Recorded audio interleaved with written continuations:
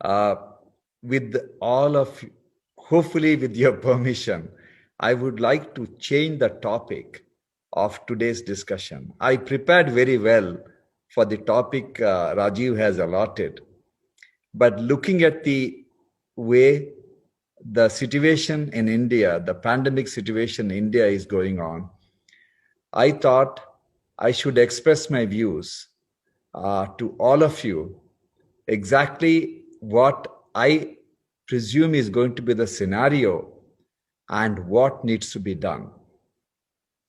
First of all, we are born in a very privileged country. We have overcome several unsurmountable problems in a very short period of time. We started COVID, our battle against COVID, with no PPEs and hardly 30,000 ventilators. In just 8 weeks, we were manufacturing surplus PPEs and ventilators, and we were in a position to export them in just 4 weeks. These are unthinkable by any standards. Now, the entire headline discussion on COVID is about oxygen. No one anticipated that it is going to happen in such a remarkably short period of time. It is happening in India mainly because we are a young nation with large number of youngsters interacting, working, and they get infected because, of course, due to the nature of the virus. I'm sure with the industries and the government intervention, in the next few weeks, we will be able to sort out the problem of oxygen, because we have a lot of steel factories which is run by very benevolent people, very industrious, very industrious as well as benevolent people who will do everything possible to ensure that every person in the country who needs oxygen will get the oxygen. I'm concerned, I'm sad, I'm apprehensive, but I'm not worried because I know that the industries of this country will wake up to address this reality. But I'm having sleepless night for the next headline. From PPE and ventilator, we shifted to oxygen. And the next headline in the next few weeks, once the oxygen problem is solved, is going to be patients are dying in ICU because there are no nurses and doctors to take care of the patients. And this is going to happen.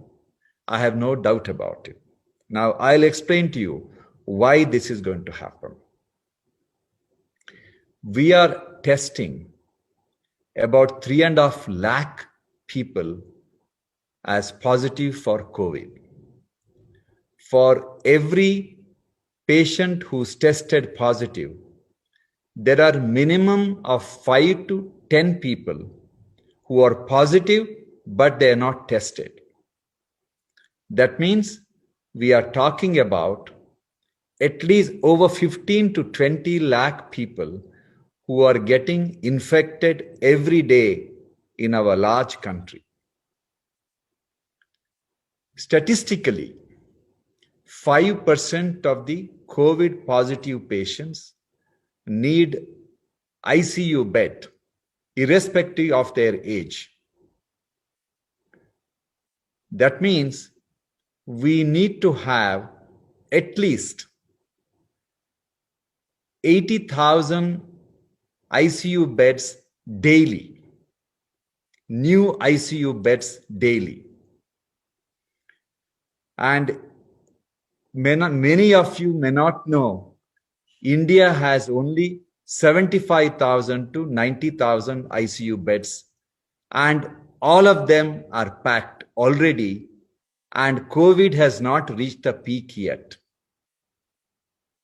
And When a COVID patient enters the ICU, they spend minimum 10 days. So you can just imagine what the scenario is. Now, what we need to do? We need to create at least 5 lakh additional ICU beds in the next few weeks. Unfortunately, beds do not treat patients.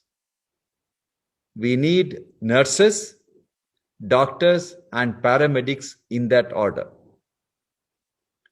I must admit, the real workers in managing COVID patients successfully in ICU are not the doctors, they are the nurses.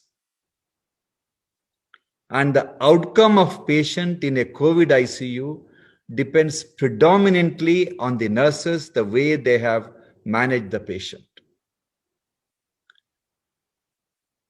You must be, I'm not sure whether you're aware, before the COVID started, government hospitals across the country had a shortage of 78% of medical specialists.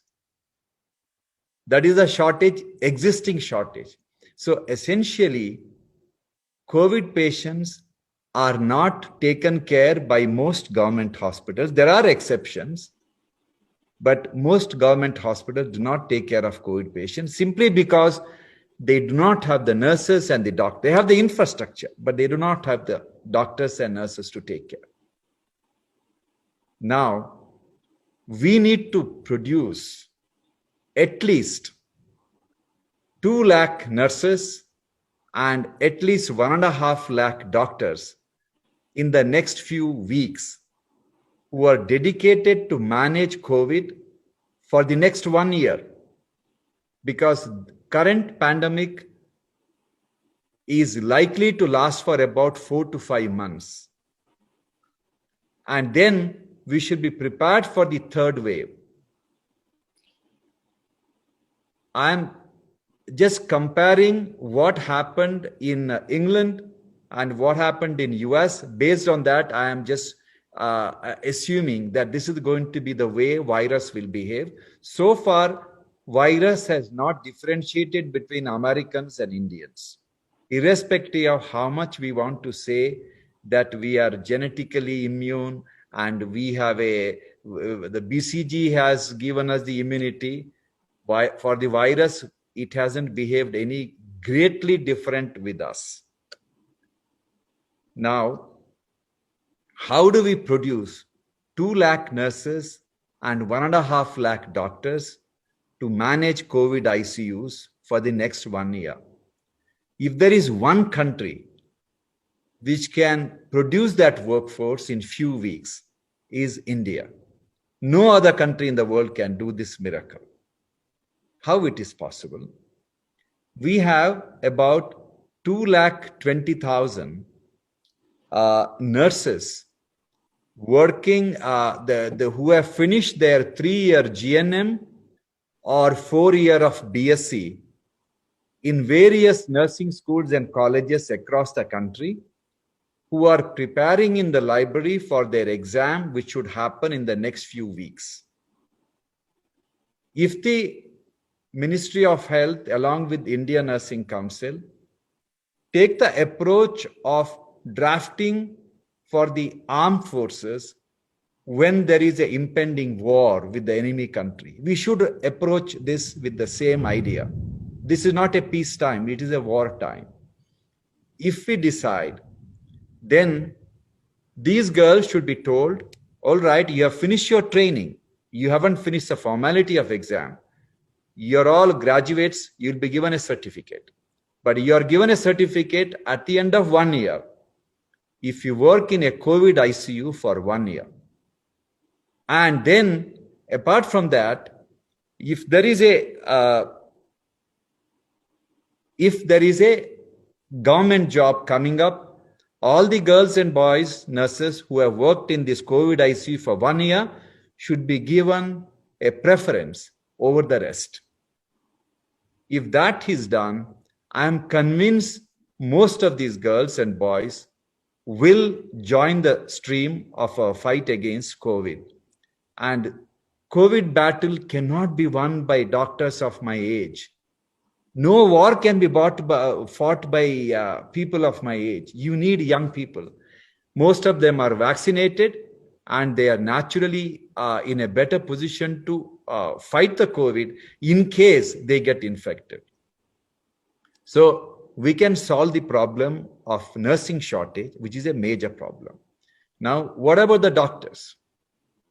There are 130,000 young doctors today working not in the COVID ICU. They're sitting in the library, mugging the multiple choice questions to crack the NEET exam to get one of those elusive PG seats.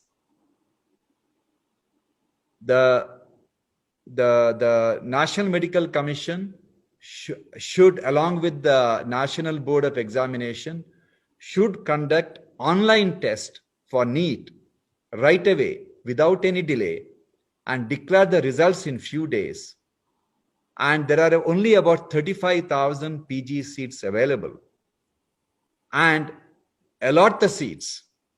After the allotment, there will be still 1 lakh doctors, young doctors, who are left out, who didn't get the PG seat. They should be offered a huge grace mark during the next year of PG selection if they work in the COVID ICU for 1 year. And government should have a separate department of controlling this huge workforce and allot them based on the requirement. If you go to, we are only looking at Delhi and Bangalore and Pune. What about the tier 2, tier 3 cities? If you believe me, the number of COVID right now, it is very less in those places. They are going to be in the same fate as us. It's a matter of time. COVID doesn't spare anybody. So if the only hope for a tier 2 in tier 2 cities, tier 3 cities, there are no big private hospitals to manage COVID. Only big hospitals are the government hospitals, and they don't have enough nurses, don't have doctors. These doctors and nurses can really make the tier 2 government hospital very vibrant for managing COVID patients. Apart from this, we have about 25,000 doctors who are finished their postgraduate training and they haven't yet appeared for the exam, and they are not working in the COVID ICU because they may have to appear for the exam anytime. This batch of medical specialists should be told that they can skip the exam and get the degree, provided they work in the COVID ICU for 1 year.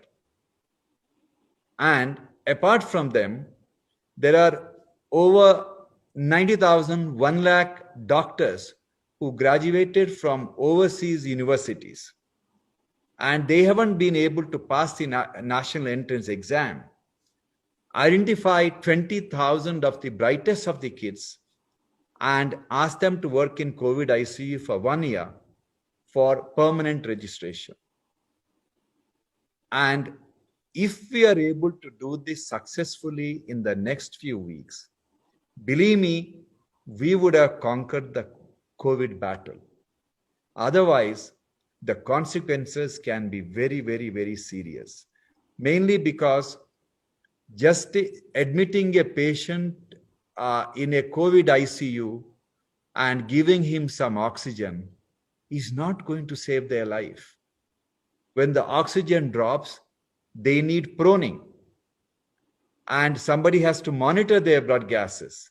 All these are done by nurses and junior doctors. This is May.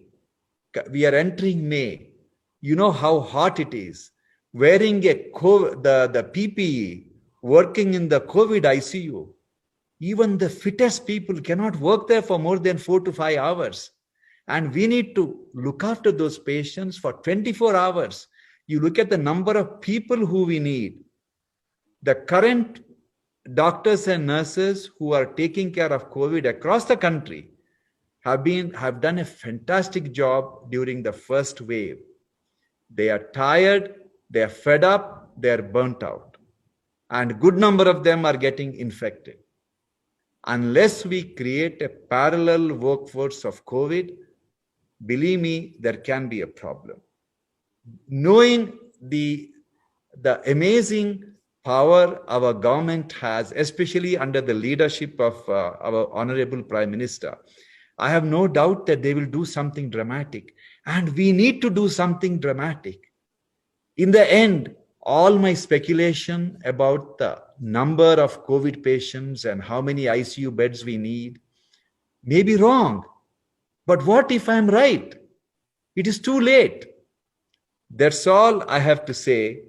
And I thought it is a fantastic forum for me to view my, express my views with the idea that some of you may agree, some of you may not, but at least some thought. We cannot just watch the drama going on. We have to do something active. That's all I have to say. And I'm extremely grateful to all of you for giving me this opportunity. Thank you.